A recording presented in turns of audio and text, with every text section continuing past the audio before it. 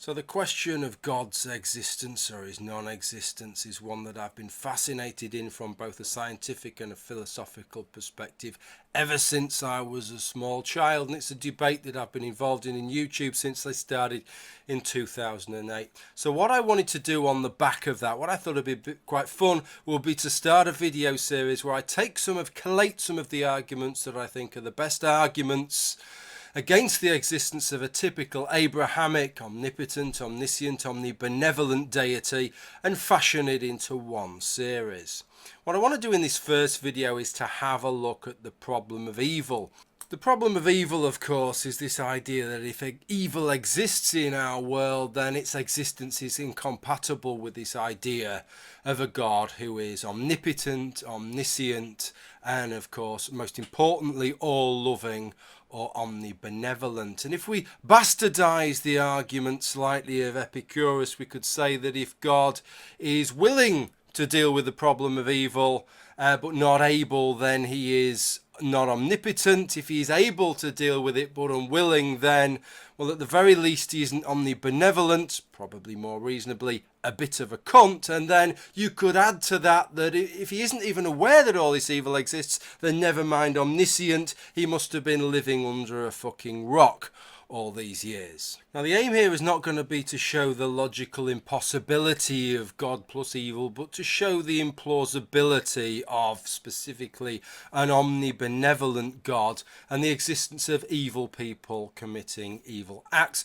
What I want to do is deal with the example of natural disasters, sometimes regarded as natural evil, separately, partly because I think that the arguments that are of interest there are different arguments, and partly because I want to draw a distinction between the Christian concept of evil and how I would talk about the word evil, because I would only use the word evil as an adjective. It's a kind of prescriptive description of how I would view certain people and a certain way that people conduct their affairs. What I want to talk about in this video will be using the concept of evil as something slightly more tangible than I believe it to be myself, but that's quite reasonable for me to do that because I'm discussing it within the context of Abrahamic faith. Now that isn't a concession that I'll need to make when I make my video in a few weeks' time talking about natural disasters, but please be aware when I'm talking about evil in this video that that is a concession that I am making for the purposes of these arguments. And these are really, really big arguments if you are a Christian or if you're a member of any Abrahamic faith. In fact, there is a discipline within Christianity referred to as theodicy that deals not just with defending against arguments from evil, but involves itself with creating frameworks, with creating a theoretical framework in which purportedly God can exist alongside evil within the same universe. So it really is quite big business. Now, what is important to note at this point, probably in line with a lot of other areas of theological reasoning and apologetics, is that the defences and the theodicies often tend to do no more than demonstrate that a logical possibility exists, or to counter the argument or the idea that the whole concept of God and evil coexisting is logically impossible. They tend to say nothing about the actual plausibility itself, as if you don't need to say anything about the plausibility. Just the simple bare fact that something is logically possible is sufficient that we should entertain it as an idea. As if I was to suggest to you that, well, it's logically possible that goblins live in a sphere in the centre of the planet Jupiter, even if it's not scientifically feasible, perhaps magic sustains the sphere, or that deistic action keeps the sphere in place so the goblins don't die. That might be logically possible, but it isn't something that you would entertain as an idea because it just seems unfeasible given what we understand about the universe. So if you're a theist who's happy to believe something seemingly however implausible, as long as some logical possibility exists, as long as it hasn't been proven categorically to be logically impossible, then the arguments from evil probably aren't going to affect you very much. But for the rest of us, or if you decide at some stage in your life that you'd like to be a little bit more fucking consistent with how you deal with your questions of religion and how you deal with every other aspect of your life, then you may find some of these arguments of value. Of course, quite a lot of defences have been made over the years.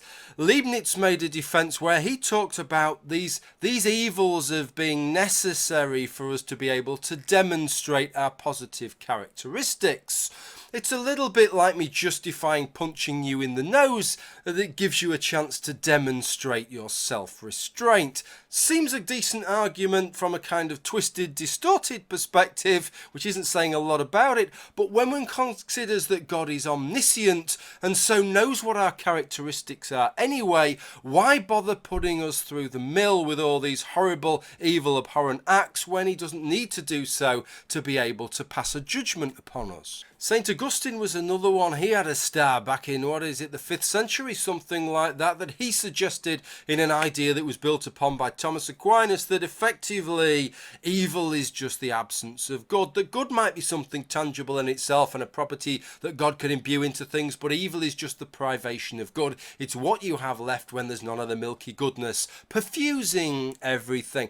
If you'd like to know a little bit more about that argument, I'm not going to deal with it here, because one of the videos that I'm most proud of is when I did a little bit of Christian Science myself and tried to argue just how that would work and how that would look if you employed that in the universe. So I'll give you a link to that video there. Have a look at that. It's quite an amusing little video, that one. But the argument that I want to entertain for the rest of this video is this free will argument, and the idea that God has given us free will and that it's so important to him that he's not prepared to compromise that under any circumstances. And I do mean any circumstances. It really does disappear down that rabbit warren there, such that it would be more of a misdeed for God to try and stop me tying my wife and baby son to a chair, pouring petrol on them and setting fire to them and allowing them to burn alive than it would be for me to actually carry out those acts. Now, I'm sure you can see that there's a certain abhorrence to the argument in and of itself, but it also raises the question, what about my wife's free will and my baby son's free will that I'm taking away from them, and yet God would choose not to take away my free will? Now, the argument that I'm making here, and this kind of chimes in on Leibniz's idea that we exist, the world we exist in is the best of all possible worlds, that the amount of free will we have and the amount of evil that exists and all this kind of thing is just at this kind of golden tipping point here. What I want to suggest is that that isn't a plausible, given what we can clearly see, that I do not find that plausible. I'm not suggesting that God does something that takes away our entire ability to commit evil acts, but what about if he just did a few things to make us a little bit more benevolent? Let me give you two examples of what I mean. So the first suggestion then is, whilst God might not be able to outright stop us from doing something without compromising our free will, what he could do is he could try and curb our behaviour. He could try and curtail it by punishing us, right? By putting things in place, punishments in place that would make us slightly more disinclined. Perhaps if we tried to stab somebody, our hand would ache intolerably, or we'd feel a sense of impending doom, or we'd get a splitting headache, or something like that would happen. Now, what you might say is, well, perhaps surely in some ways that is limiting our free will, but the Christian answer would have to be that it isn't. Why? Because God already has form on this. God already punishes us, does he not, for not doing the right thing? If we don't do the right thing and accept Jesus Christ as our Saviour and ask Jesus Christ to absolve us of our sins, then we get the ultimate punishment. We burn in hell for all of eternity. Surely if that isn't limiting our free will, then what is? And apparently that isn't limiting our free will, because we can still choose hell. We can still choose not to believe in him and still choose to accept that terrible punishment. If that argument stands there, then surely it stands here just as well, and God could do these different things to try and limit our nasty, abhorrent behaviours. But it's the other end of the spectrum where things get a little bit more interesting. If you really want the best of all possible worlds, which surely you would want if you're an omnibenevolent deity, why couldn't God have just made us all a little bit nicer? After all, some people are clearly a lot nicer than other people, but nobody would suggest that the fact that they are nicer means that they have less free will, any more than anybody would say that a golden retriever somehow has less free will than an American pit bull. And after all, God is the perfect example with this, because God is supposed to be as nice as he gets. God is omnibenevolent. And yet most Christians would suggest to you that just the simple fact that he is omnibenevolent does not preclude him from having free will. Why? Because he just freely chooses to do the righteous thing on each and every occasion. Why is that? Because it is in his nature. So I have to say, why couldn't it just be within our nature to do the right thing a little bit more often? Yet it seems that the exact opposite is true, and that is why I find the problem of evil so damning for the plausibility of the idea of an omnibenevolent God. Because it seems that apparently God has made us such that the propensity to do moral misdeeds, to do acts of evil, actually is in our very nature. It's in our genes. It's in our hormones. Nowadays we know that it is beyond doubt that our genes and our hormones play a part in our temperament, in our character, in how predisposed we are towards certain acts and certain behaviours. We know we've managed to create the very different temperaments of a golden retriever and the American pit bull, all from selectively breeding and selecting between those alleles, all of which were present in the ancestral wolf population. Of course, it's no different with humans. A spread of alleles, a spread of characteristics are there, and we all pop out with some of those characteristics in place. They are very much part of our nature. Hormones play a part as well, and yet would anybody suggest that a mild-mannered elderly grandmother in some way has less free will than an angry adolescent man? I really don't think they would, and yet the argument that I'm effectively being asked to entertain, now that we know the way in which genes shape us